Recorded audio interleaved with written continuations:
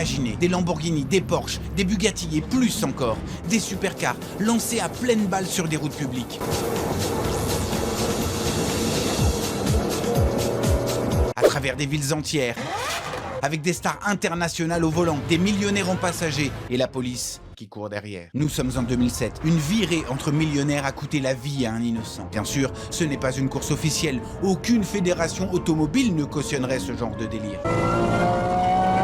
En plus de 20 ans, près de 5000 personnes ont pris part à cette folie. Comment l'idée folle de quelques potes est-elle devenue l'un des événements automobiles les plus mythiques et controversés de la planète? Et forcément, à un moment, ça a mal tourné. Très mal tourné.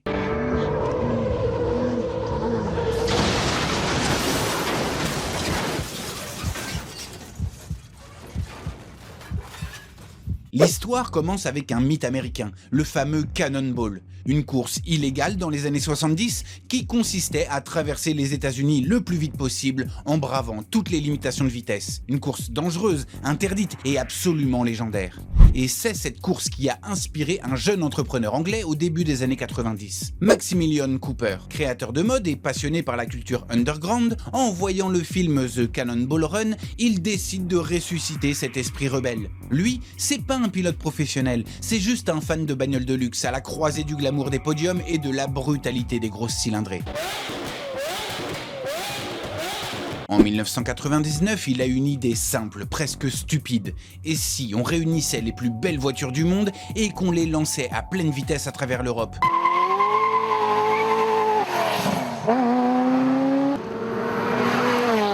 Le principe, vous amenez une voiture exceptionnelle, vous payez les frais d'inscription, 8 700 $ à l'époque, et vous parcourez 3000 miles, soit près de 5000 km en seulement 6 jours. Autant vous dire qu'il faut bombarder. Pour tenir ce rythme, la vitesse moyenne doit frôler les 133 km/h en roulant non-stop. En réalité, avec les pauses, les contrôles et les étapes, les participants roulent souvent bien plus vite, parfois à plus de 200 km/h sur autoroute, voire 300 km/h pour les bolides les plus fous. Et Cooper décide d'appeler ça le Gumball 3000 en hommage au film The Gumball Rally de 1976. Mais attention, pour lui, ce n'est pas une course, c'est bel et bien un rallye, un road trip géant où chaque étape se termine par des soirées VIP, des concerts et des rencontres entre passionnés. Les pauses, elles se font dans des hôtels de luxe, des circuits comme le Nürburgring ou des stations-service sécurisées quand le convoi est traqué par les médias. Pour la toute première édition de 99, le casting est déjà surréaliste. Kate Moss, Jamiroquai, Kylie Minogue, une cinquantaine de potes, des amis de Cooper et des fous de voitures transforment ce qui devait être une virée entre initiés en un phénomène médiatique. C'est le rallye le plus VIP du monde avec minimum 500 chevaux sous le capot. Et au début des années 2000, le Gumball passe à la vitesse supérieure. Plus de 100 voitures au départ. Le parcours traverse l'Angleterre, la France, l'Espagne, l'Italie et l'Allemagne avant de revenir à Londres. Et en plus de défier les douanes et les forces de l'ordre de chaque pays, quelques circuits sont au programme, comme le terrible Nürburgring par exemple. Mais c'est l'édition 2001 qui reste gravée dans les mémoires pour son chaos total. Cette année-là, le Gumball part de Londres pour rejoindre Saint-Pétersbourg en Russie. Sur le trajet, la police lettonne, débordée, crée un énorme barrage et immobilise tout le convoi pendant 6 heures. Résultat, un embouteillage monstrueux. Tellement monstrueux que les autorités finissent par laisser partir tout le monde sans aucune poursuite. Et quelques jours plus tard, au Danemark, c'est l'embuscade. 15 supercars sont arrêtés d'un coup. Les sanctions, des amendes salées, parfois plusieurs milliers d'euros, des confiscations de véhicules et des points de permis en moins. Certains conducteurs écopent même de peines de prison avec sursis pour excès de vitesse extrême. Et 2001, c'est aussi l'année où Johnny Knoxville et sa bande de Jackass débarquent. Jackass, c'est cette émission culte de MTV où des cascadeurs réalisent des défis dangereux, absurdes et hilarants. Knoxville et ses potes, au volant d'une vieille Jaguar des années 80, transforment le Gumball en un spectacle télé. MTV décide de diffuser un épisode spécial et c'est un carton mondial.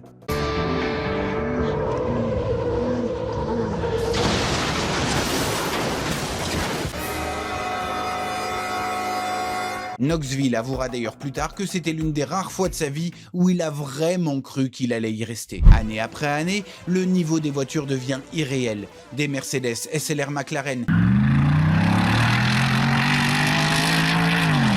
des Ferrari Enzo. Et très vite, les premières Bugatti Veyron.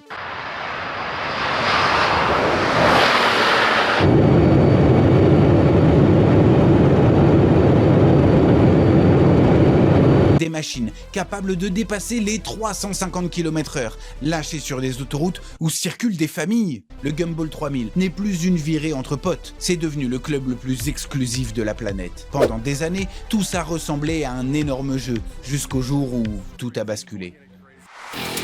Oui, parce que là où il y a de la lumière, il y a aussi de l'ombre. Les frais d'inscription explosent. De 8 700 $ au départ, le ticket d'entrée grimpe jusqu'à 120 000 $ par voiture pendant certaines éditions. Le profil des participants change. Ce sont désormais des ultra riches qui participent et ils collectionnent les contraventions astronomiques comme d'autres collectionnent les cartes Pokémon. Et puis, les médias s'emballent. Les associations de sécurité routière tirent la sonnette d'alarme. Les journaux dénoncent l'arrogance de milliardaires qui se croient au-dessus des lois, transformant les routes publiques en terrain de jeu meurtrier. Mais Maximilian Cooper se défend. Chaque participant doit signer une décharge de responsabilité et il n'incite personne à enfreindre la loi. Sur le papier, c'est vrai, mais sur l'asphalte, le drame semble inévitable. Entre 2002 et 2006, le Gumball traverse les États-Unis pour la première fois. Il va de San Francisco à Miami avec des stars comme Tony Hawk, le légendaire skater, ou encore Travis Pastrana, pilote de moto, voiture et cascadeur à ses heures perdues.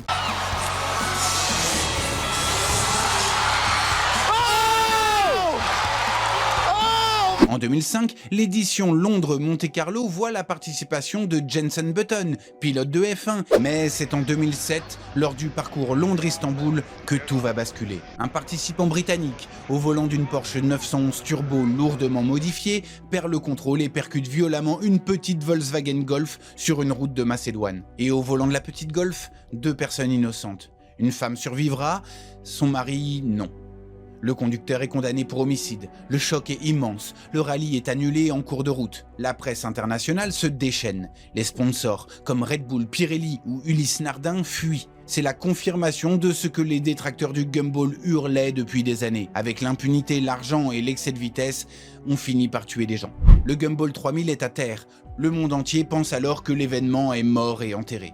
Mais, contre toute attente, le Gumball ne meurt pas. Il se réinvente. À partir de 2010, Cooper comprend qu'il doit changer d'image. Fini le côté course hors la loi. Le Gumball 3000 devient un gigantesque festival automobile itinérant.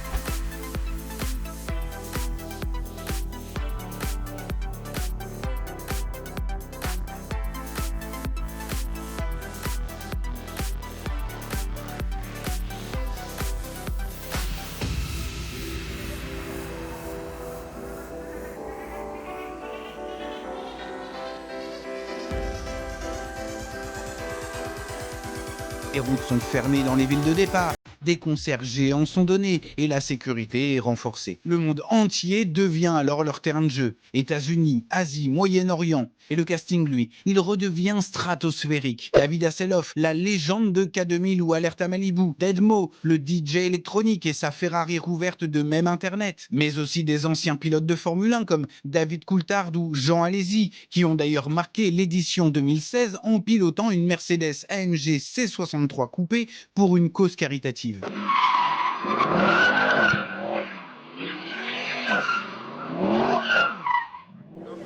Bon, ça n'a pas empêché David Coulthard de se faire flasher à 178 km/h en Alsace. Des rappeurs, des youtubeurs ou même des influenceurs vont participer au Gumball 3000, prouvant que l'esprit rebelle du Gumball était toujours bien vivant. Mais comment tout ce petit monde déplace les voitures d'un continent à l'autre ? Eh bien, par cargo maritime pour les traversées océaniques ou par avion cargo pour les modèles les plus précieux. Les participants les plus fortunés font même convoyer leur bolide par des sociétés spécialisées. Gumball 3000 devient alors une vraie marque lifestyle. Une ligne de vêtements, des documentaires, des partenariats de luxe. Sur Internet, les compilations de supercars explosent et toute une génération découvre cet univers grâce à YouTube. Et d'ailleurs, si vous découvrez cette chaîne sur YouTube, n'oubliez pas de vous abonner et de lâcher un petit j'aime. Au départ, le Gumball 3000, c'était une idée d'une cinquantaine de potes. 8 700 $, une voiture et une furieuse envie de liberté à travers l'Europe. Aujourd'hui, c'est devenu une véritable machine à cash. Un ticket d'entrée à plus de 100 000 €, des voitures inestimables, des superstars mondiales, des continents entiers traversés et dans son histoire, des drames impossibles à effacer. Alors le Gumball 3000, c'est un peu tout ça à la fois. Un rallye, un spectacle, un empire commercial et aussi une immense controverse. c'est l'héritier direct de la rébellion automobile des années 70, muté en un club ultra privé de l'ère moderne. Et en 2026 alors, le Gumball 3000, il existe toujours. L'édition Miami-Mexico est prévue pour le mois de juin, avec une liste d'attente longue de plusieurs années. L'esprit folie automobile est toujours là, mais il est encadré, médiatisé et coûte bien plus cher que jamais. Alors finalement, qu'est-ce que c'est le Gumball 3000 aujourd'hui?